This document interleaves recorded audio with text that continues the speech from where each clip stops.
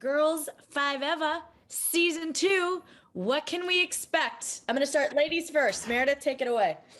Well, season 2, you can expect this is going to be, they're going to make their first studio album totally on their own terms. Because, you know, back in the day, they were kind of shuffled in probably over a weekend and sang 16 tracks and saw them like right before and barely had any agency or say over anything that they sang. And so this year they get a little opportunity based off of after they stormed the stage of Jingle Ball, and it led to a 1-album deal at a kind of an upstart label. And so we see them in the studio.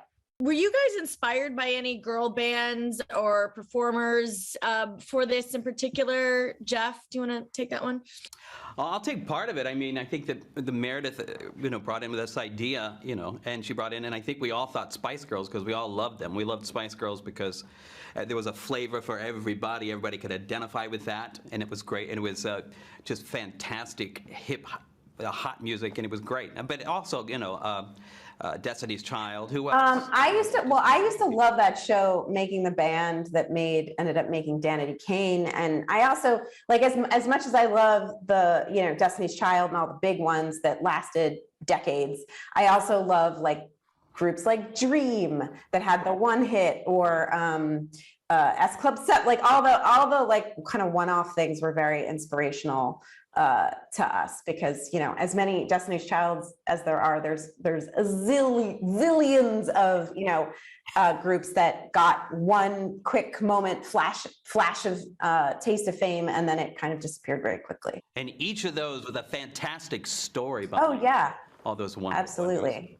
Which I think is what we were going for with this. And a ton of talent. Like it feels random in some ways why some people are on a meteoric rise and stay up there, and then other people kind of don't get more than one shot, And the show, as we were talking about, I mean, it centers on this band that, this one-hit wonder band from the 90s trying to get their comeback. Do you guys have any favorite one-hit wonder bands or performers? I mean, Chumbawamba, Vanilla, anything come to mind? How many songs did Paper Lace do? It's just... I don't know. Okay, well, there you go. O-Town.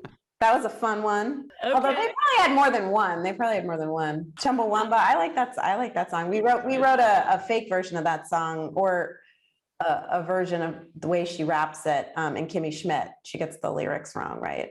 Isn't it that song? She was Simply Molasses, called Mimi Canassis, and that's how we created the character Mimi Canassis, who was played by Amy Sedaris, who is in season 2 of Girls5eva. So. Yes, let's talk about all these guest stars. Can you tell me about some of these guest stars that we're going to be seeing season 2 and how it was working with them as well? I mean, who do we have? Well, we have Amy Sedaris is coming back, and she's paired with television's favorite Neil Flynn. Yeah. Come on, everybody must love a Neil Flynn in there. Yeah. And it's fun to see those two together because they both come from a Second City background in Chicago, and it's fun to see Second City people of that generation kind of be thrown back into a room together, so that's fun. And speaking of that, we have John Lutz coming in, who's also a Second City SNL person. Talk about any fun moments from set that come to mind, any wild moments that happen. I mean, you have such a great cast. I would imagine there was some funny stories that came from this. There's this one moment that always pops into my mind of like, just because I feel like our cast is amazing at holding it together and not coming undone and cracking up and losing their minds. One night it was like the last episode, we were shooting in the booth at Cafe Restaurante, and for whatever reason it was very late. It was like 11 at night. As the week goes on, your call times get later and the shooting gets later, and Renee for some reason just couldn't hold it together trying to sing this one fake Bruce Springsteen song that went Bruce Springsteen, arms, flags, jeans, and a mouth, and just cried off all of her makeup, just cried it off. And then it's like, we ended up we somehow didn't, things fall out in edit, and for story, we ended up cutting it, but I just asked post yesterday, I'm like, can I please have that clip? Because it's one of my favorites.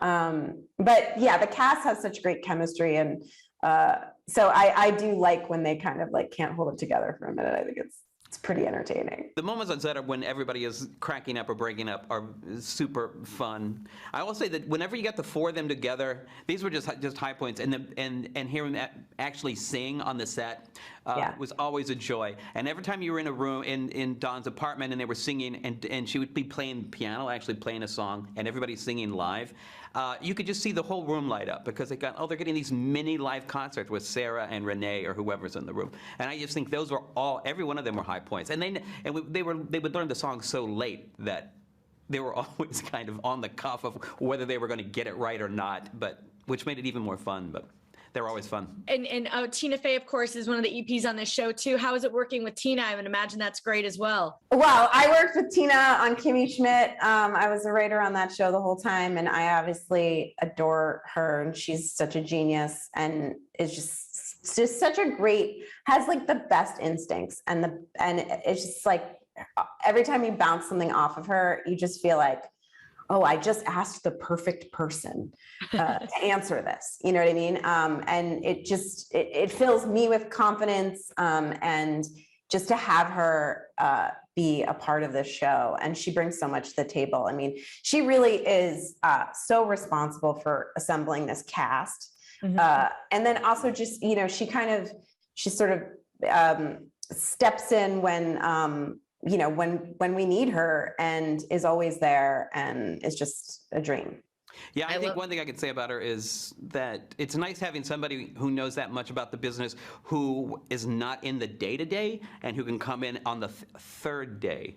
And you always have something that you really need an unbiased bounce on. Somebody who hasn't been in the room that much. And it's great to get a clean bounce off her from things like that.